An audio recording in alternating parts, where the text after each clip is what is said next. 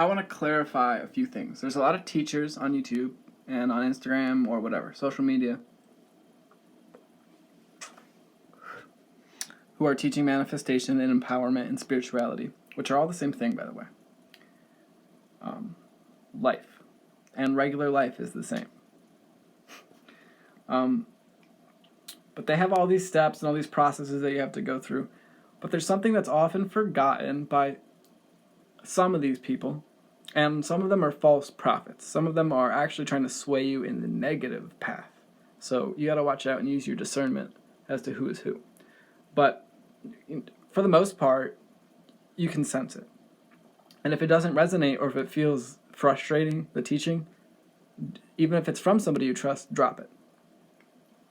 But what I think is overlooked many times and not stated enough is that you're God. And not in this religious, you're to be worshipped. You're literally the universe. You are literally connected to the universe. The universe is one being. You're God. You are literally God. And if the teachings sort of bring you out of that, oh, I got to do this, this, and this, oh, God, I got to do this, bring it back to your God. God gets what he wants. Or she wants. God is gender neutral. God doesn't have a gender to begin with. Gender is fucking fake. Anyway. If you don't like the term God, you just say the universe, creation, whatever it is, whatever that term is that you want to use that. But you are literally that. You are the embodiment of the universe. And you get what you want. You're here, despite what lots of different people say, you're here to do this, you're here to do this, you're here to give the world something. In a way you are, but you need to bring it back to your God, and your desires, what you want, is exactly a message straight from that higher power, straight from that pure source of the universe. Those desires come from that higher power telling you which way to go. So it doesn't matter what it is. You know, you might think, well, I really desire to have lots of sex, maybe. If that's a true desire, that's God telling you to do that, right? There's no right or wrong, and there's no moral standpoint to take. Whatever desire you truly have, truly. Now, you need to discern which desire is actually true. Some of them are just maybe an addiction. Some of them might just be, I want to smoke weed. That might not be a true desire. It might be, but it also might not be. So you have to decide for yourself what's a true desire and what's sort of just a replacement for your true desire. But that being said, you shouldn't let anyone sway your true desire. If your true desire is just to have a ton of money and freaking roam around the earth, that's God telling you to do that, literally. And you shouldn't listen to any teacher to tell you otherwise.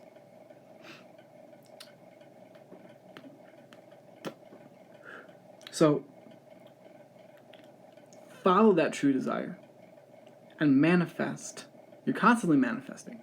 Every second, you're going into a new universe that you've manifested from your feeling state. Constantly doing this. So it's not a question of how do I manifest. You're constantly doing it. You already do it. But the thing that is the point that really needs to be got across here is you are human. You're in a human body, at least, and you're having a human experience. And in this human experience, we are brainwashed from birth to think that we are victims, that we are separate, that we are anything but the God of the universe. And that's just untrue. And all of those conditions is why you can't instantly manifest. God does not need to have a job to get money. God doesn't need fucking money. God can just manifest whatever he wants immediately. That's you. You have the power to immediately manifest exactly what you want. Now, it's not going to work in that way because you have many conditions. You are conditioned to believe many things because you chose to come to this human experience. But that does not take away from the ultimate fact that's more true than the human experience. The ultimate fact is that you are God and you get your desires and you are literally manifesting this for your own enjoyment. God's first desire, or first thought, you could say, was to know itself out of love. It created another, and therefore it created all. And so you can all just keep bringing it back to this point that you know you're God, and your desires are what you truly need to do. And if a teaching isn't making you feel great, then you need to drop it. Because it might be true, it might not. But if it doesn't resonate with you, that's God saying, don't pay attention to this one. Like, you are God. Your intuition is God. Your desires are God. Not anything else. You're the only one who can experience this life. So it doesn't matter what somebody says. It doesn't matter their status and how important they are in the world. They most likely don't know anything about your universe at all. Only you know that. So your desires are exactly your lifeline to intelligent infinity, as it is put by many people. Never forget that. Never forget that. And you deserve exactly what you want, and you deserve it right now. And that doesn't mean to expect it right now, but you can feel it right now. I want $1 million. What would that feel like? Oh, I can feel that for a second. And then immediately you start putting conditions on it, right? Well, how am I going to get a job that's going to pay me that much? Whatever it is. No. Stop conditioning it. Those conditions are the human disorder. Those conditions are what other people have told you. And it's not right. It's not correct.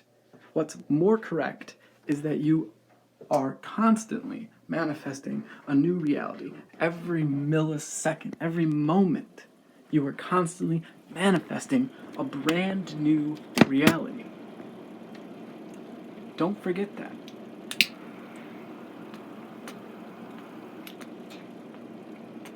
Don't forget that. That's the most important thing.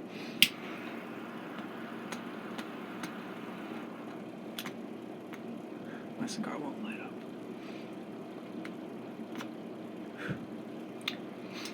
Your desires, follow them, and feel amazing. You're literally here to have fun. Anything that doesn't feel fun, it feels heavy, you didn't come here for that. You didn't. You might have come here to learn a lesson from that, but the lesson that you came here to learn ultimately is that you're God. So a lot of people will say that suffering is the only way you can learn, which might be true. Suffering, you learn through suffering. But you can bypass all of that. And people call it spiritual bypassing, but that's fucking dumb. You can bypass that all because you're God. Ultimately, you are God. And you came here to feel good. You didn't come here to feel bad. So if it feels heavy, if it feels bad, if it feels like, oh, I wish that wasn't true, but it is, it's not true. You know what's true. And you know it's true by what the fuck feels the best. You know what feels really amazing? I can create anything I want with my mind. Literally anything. If I can imagine it, it must exist for me. If you can imagine something, it has to exist in the universe. It has to, because the universe is infinite. And infinity, by definition, is everything. So if you can imagine it, it's true for you. Yes, I do mean that. I mean anything you can imagine. Can you imagine flying? Well, guess what? That's true. And there's subtleties and nuances, and you can look at a bunch of other teachings for that if you want to. And you can learn the inner workings of the universe, and there is a lot of truth to that, but you need to constantly bring it back to the fact that you're God. And every once in a while I'll be like, oh yeah, I know best. Nobody else knows best. You know best. I know best. That inner sense of me, I am, that I amness that you are is God. And so that desire that you have is God. And that, oh, I don't really want to do that, that's God saying, I don't really want to do that. So just remember your ultimate power. Remember it, because it's your lifeline. It's your lifeline. God's lighter is running out right now. Damn.